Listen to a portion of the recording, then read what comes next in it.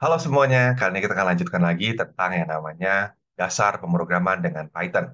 Nah, kali ini kita akan lebih banyak ke latihan ya. Jadi kita akan coba lihat bagaimana cara penggunaan array dan bagaimana mengkombinasikannya dengan yang namanya fungsi. Oke, di sini kita akan menggunakan yang namanya Python tutor ya. Jadi nanti mungkin teman-teman bisa buka di internet namanya pythontutor.com, lalu pilih bahasanya bahasa Python. Oke. Nah, pertama-tama kita review sedikit tentang cara membuat array. Jadi cara membuat array kemarin itu kan kurang lebih seperti ini ya. Dan dikali panjangnya berapa? Sekarang kita pengen panjangnya 5 ya, biar tidak terlalu banyak. Lalu berikutnya, em, di sini kita pengen isi pada posisi ke 0. Kita isi dengan nilai Oscar. Lalu berikutnya di sini kita isi lagi pada posisi kedua dengan yang namanya car. Nah, lalu sekarang kita coba dulu ya. Kita coba dulu jalankan ya. Nah, di sini kalau kita lihat, kita next, maka dia akan membuat array panjangnya 5 di sini, dan dimulai dari indeks ke 0. Setelah itu dia akan bilang array 0 diisi dengan Oscar, perhatikan nilainya berubah, dan array pada isi kedua diisi dengan Karnalim. Ya. Nah, ini adalah overview tentang yang namanya array. Jadi array di sini intinya adalah kumpulan variabel dengan tipe data yang sama. Nah, biasanya panjangnya sudah kita tentukan. Jadi kalau di sini 5. Sebenarnya kalau di Python itu tidak wajib tipe datanya sama, tapi di sini kita asumsikan tipe datanya sama supaya nanti mudah kalau misalnya kita pindah ke bahasa lain. Contoh C, C++, dan Java. Jadi bahasa-bahasa pemrograman yang cukup strict dalam prosesnya. Oke, nah sekarang bagaimana kalau misalkan kita ingin membuat dia menjadi dalam sebuah fungsi? Kan dia bikin def function. Nah, function ini misalkan aku pengen dia mengembalikan sebuah array. Jadi dia akan membuat array, dia akan membuat array, lalu misalkan biar tidak panjang kita isinya eh, 3 aja, 3. Terus setelah itu kita isi semua elemennya. Nah, di sini kalau ingin mengisi dengan pola tertentu, kita bisa langsung menggunakan yang namanya for.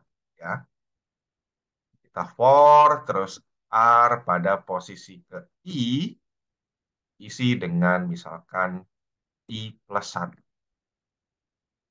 Nah, lalu setelah itu kalau mau dipanggil, bagaimana? Ya. Nah, di sini kita pengen fungsinya mengembalikan sebuah array. Jadi array tersebut dikembalikan. Cara mengembalikannya gimana? Sama seperti kita mengembalikan nilai dari sebuah variabel di return R. Nanti kalau mau pakai, tinggal bikin aja. Misalkan nih, eh, nama keduanya misalkan array. Array sama dengan kita panggil function. Nah, setelah itu, maka array ini isinya adalah R sebenarnya. Ya. Nah, lalu nanti kita bisa looping. Misalkan di sini gue pengen looping, apa aja pakai for.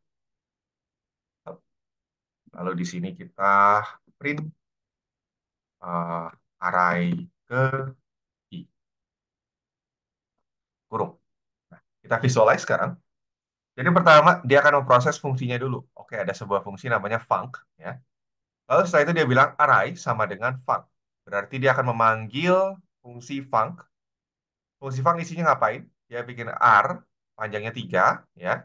Lalu setelah itu setiap elemennya diisi dengan nilai I plus 1. Artinya di sini akan berisi 1, 2, 3. Kalau sudah, R itu akan dikembalikan. Dikembalikan dan diterima oleh yang namanya array. Jadi kalau lihat tadi, ya, R itu tadi pindah ya. Pindah jadi milik array. Nah, setelah itu dia print array pada posisi ke I. Berarti di sini akan print 1, 2, dan 3. Jadi kalau dilihat di sini ya, kalau dari sini penggunaan fungsi ya untuk array itu sama saja dengan variabel biasa. Ya bedanya tentu saja ketika kita akses itu adalah kumpulan variabel, tidak hanya satu saja. Nah, sekarang gimana kalau misalkan itu sebagai yang namanya parameter ya atau argumen. Misalkan di sini def function 2. Lalu di sini kita punya sebuah parameter array. Array-nya anggaplah kita kasih nama R lagi. Lalu setelah itu di dalam sini kita pengen dia melakukan print secara otomatis. Print, tapi biar rame kita ganti ya. Kita bukan dari depan, tapi kita ganti dari belakang. Ya, jadi kita mulai dari 2 sampai min 1. Lalu yang dilakukan di sini adalah kita print nilai R ke I-nya. Ya, sini print R. Oke. Setelah itu berarti kita ambil func, lalu setelah itu kita panggil func 2 dengan parameter array. Oke, lalu kita jalankan seperti biasa. Dia akan memanggil dua fungsi ini. Jadi ada func 2. Lalu sekarang dia array itu adalah kembalian dari pemanggilan fungsi func. Ya, func ini otomatis ketiga array isinya langsung 1, 2, 3. Nah, setelah itu dia return. Berarti perhatikan di sini R ya. R itu sudah dipindahkan menjadi milik array. Array ini. Nah, lalu dia akan panggil function 2. Perhatikan ketika, oh sorry, um, proses execution, bentar, kita akan balikan dia ke samping. Eh, nah, di sini ya. Jadi dia akan memanggil function 2. Ketika kita next, dia akan panggil function 2. Nah, di sini parameternya itu tadi adalah R. Dan kita masukkan sebagai argumen adalah array. Berarti array ini akan berganti nama menjadi R. Perhatikan, R dan array menunjuk pada benda yang sama. Lalu setelah itu otomatis dia akan melakukan apa yang di dalamnya, yaitu dia print dimulai dari indeks kedua. Jadi dia akan print dari belakang, yaitu nilai 3, nilai 2, dan nilai 1. Ya. Jadi kalau dilihat di sini, sebenarnya penggunaan array dengan fungsi itu tidak beda jauh dengan penggunaan variabel biasa pada fungsi. Jadi dia bisa dijadikan sebagai return value, bisa juga dijadikan sebagai yang namanya argumen atau parameter. Nah, sekarang bagaimana kalau misalkan ternyata di dalam fungsinya kita mengubah nilai dari array tersebut, ya. Jadi misalkan di sini kita panggil function 2, lalu yang terjadi di sini tidak kita print, tapi kita mengubah nilainya. Kita ubah nilainya menjadi RI sama dengan RI kali 2. Kita jalankan lagi. Sama ya, untuk awal-awal berarti dia punya dua fungsi, lalu ada yang namanya memanggil func 1 ya. Ya, function pertama mengisi array dengan 1, 2, 3 lalu di return dan diambil oleh array. Nah, array ini dipassing ke function 2. Function 2 perhatikan, argumennya adalah R. R ini menjadi nilainya mengarah ke benda yang sama dari array tersebut. Lalu setelah itu, dia bilang di sini, dimulai dari 2 ya, dari ujung, gitu ya. Dia ngelakuin apa? Dia ngelakuin RI sama dengan RI kali 2. Berarti yang di indeks ujung ini, yang nilainya 3 ini, dia akan ubah jadi 6. Hal yang sama juga yang berikutnya, 2 diubah jadi 4, lalu 1 diubah jadi 2. Setelah itu dia selesai. Dia kembali lagi. Nah, perhatikan di sini ada yang menarik ya. Jadi ketika selesai dipanggil, maka sebenarnya array ini nilainya berubah isinya. Ya. Tadi sebelum function 2 dipanggil, itu nilainya kan 1, 2, 3. Sekarang setelah function 2 dipanggil, itu menjadi 2, 4, 6. Nah, kenapa seperti ini? Karena ini yang disebut dengan pass by reference. Jadi ketika sebuah fungsi dipanggil, ya, ketika sebuah fungsi dipanggil dan dia mau menggunakan sebuah argumen variabel, ada beberapa variabel yang menyimpannya itu dalam bentuk sifatnya alamat. Jadi artinya kalau alamat berarti ya, kalau kita ngubek-ngubek benda yang diarah ke alamat tersebut, maka otomatis benda tersebut di program utama juga isinya akan berubah. Jadi yang tadinya 1, 2, 3, karena dalam function 2 kita mengalihkan 2 semuanya, berarti dia akan menjadi 2, 4, 6.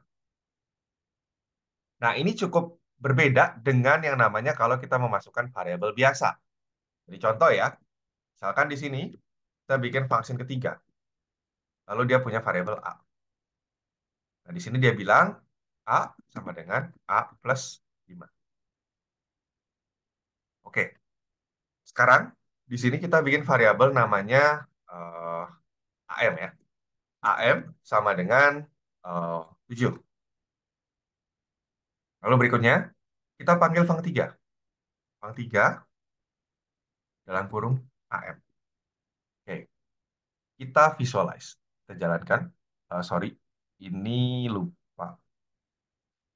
Bentar. Dan terus di sini ada titik 2. Ya ini biar lengkap aja sih sebenarnya ya.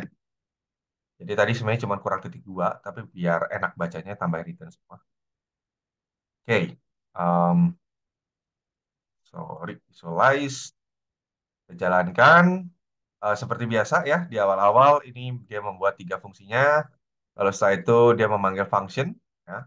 Dia membuat array panjangnya 3, isinya nilai 1, 2, 3. Lalu setelah itu dilempar ke function 2 array. Yang isinya adalah mengalihkan 2 setiap elemennya. Jadi 2, 4, 6. Perhatikan ketika dia kembali ke program utama, ya, array itu nilainya sudah berubah. Tapi sekarang lihat, ketika kita punya variabel biasa yang namanya AM. AM nilainya 7, lalu kita panggil function 3. Function 3 ngapain? Ada variabel A, ya, dan A ini akan menyalin nilai yang ada di AM. Perhatikan sekarang gambarnya. Berbeda dengan yang tadi ya. Kalau yang tadi kan array dan R itu kayak ada panah mengarah ke variabel yang sama. Sedangkan kalau di sini, jadi kayak ada dua variabel, satu AM, satu A. Artinya apa? Ketika di sini di next ya, A-nya berubah jadi 12, tapi AM-nya lihat masih 7. Gitu ya, masih 7. Akibatnya apa? Ketika dia return kembali ke program utama, perubahan yang dilakukan dalam function 3 ini tidak disadari oleh program utama. Jadi ini keunikan dari yang namanya array, ya. Jadi array itu sifatnya adalah pass by reference. Yang disimpan adalah alamat. Jadi ketika kita masukkan ke dalam sebuah fungsi, maka otomatis ketika kita melakukan sesuatu di sana, itu akan terekam secara global. Lain halnya dengan variabel-variabel biasa, seperti kita punya integer, string, float, dan seterusnya. Itu adalah tipe-tipe variabel biasa. Nah, kalau variabel biasa, sifatnya adalah pass by value. Jadi, kamu cuma masukin sebuah angka, ketika dia dipanggil di sebuah fungsi, otomatis akan disalin nilainya. Bukan alamatnya, nilainya. Karena nilainya yang disalin, maka dia akan menjadi dua variabel yang terpisah, tidak ada hubungannya. Jadi kalau dilihat di sini di function 3, mau diubek-ubek seperti apapun variabel A-nya, dia tidak akan ngefek ke AM. Kecuali kalau di return. Oke, seperti itu saja. Terima kasih.